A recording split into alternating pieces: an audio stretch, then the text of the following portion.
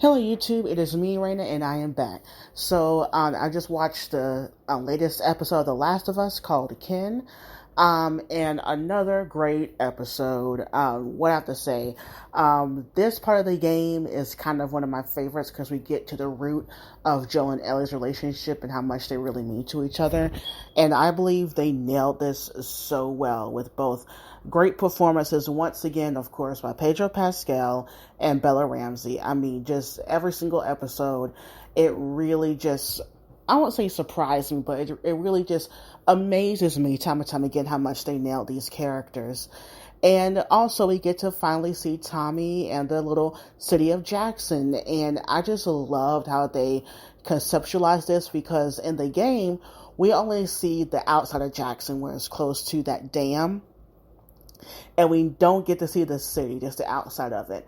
So I'm happy that here they already established Jackson because that place becomes a very important place in the second game. The way it looks, the way it's set up, looks just like it does in The Last of Us Part 2. Everything. And I'm not going to mention an Easter egg here because it might be spoilers for people who have not played the second game, but there was a certain character that was staring at Ellie, and it has me theorizing on, was that just a little surprise Easter egg, or was that, is that going to be called upon in season 2? Who knows? That was a very interesting little thing I noticed there. But anyway, back to the episode. Overall enjoyed it. I loved the casting of Maria. I forgot the actress's name, but I know she was on True Blood. I love seeing the scenes between her and Ellie because in the game, we never see the private conversation between Maria and Ellie. So it's great to see that relationship start here. Once again, this is going to be very important later. But love seeing that and seeing the conversation about Sarah and how that got into Ellie's brain. And then we really got to see a very deep emotional side of Joel that we did not reach yet in this part of the story in the game, which I really appreciated. It really tinted that particular scene in a very different light than in the game. Because in the game, Joel is angry, very angry. And we understand that anger. And here, considering what's happening here, they really tap into his psyche more.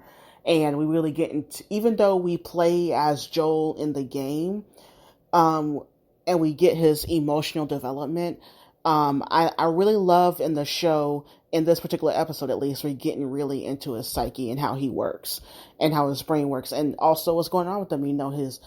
His heart is, I'm guessing, is not working, and he said he feels old and all that stuff. And I just love seeing that. I thought Pedro played that scene very well. Him crying and really showing how much he does actually care for Ellie. And speaking of great performances, once again, that room scene between him and Bella, they aced that across the board. That is like one of my favorite scenes between Joel and Ellie. And the originals, Ashley Johnson and Troy Baker, of course. I mean, I don't want to down it, but it's kind of hard to top that, but I think they reached it. And I got the same emotional impact, but they put their own tint to it, and I loved it. And with the changes, I'm fine with the changes. They got basically the really important good chunk for this part of the story. The only thing that was different was the time jump and that Tommy's actually going to have a child. That's a big change because in the games, Tommy and Maria don't have a child. So that's a very interesting thing. I mean, I don't think it's going to change too much because, whatever, but still, that's a very interesting change that they made within the show. I mean, it makes sense. You're married to somebody, you're settling down, a child's going to come. So I was like, okay, let's put that in there. And also the change of how Joel got stabbed. In the game, he, falls from a very tall level in the building and lands on a rod that goes back through his stomach. But in here, he just gets stabbed by one of those guys, those bandits or whatever. To me, I don't mind that change. I mean, we get the gist of it. Even though I loved in that game how he leans on to Ellie for help. At first he refuses, but then he goes to like trust her. That's a big part of the character moment. But I feel like we still got that here when it came to him and surviving and Ellie protecting him in the episode before. And so yeah, at least on the big cliffhanger. And next week is going to emotionally ruin me. I know Bella and Storm Reed are going to bring it.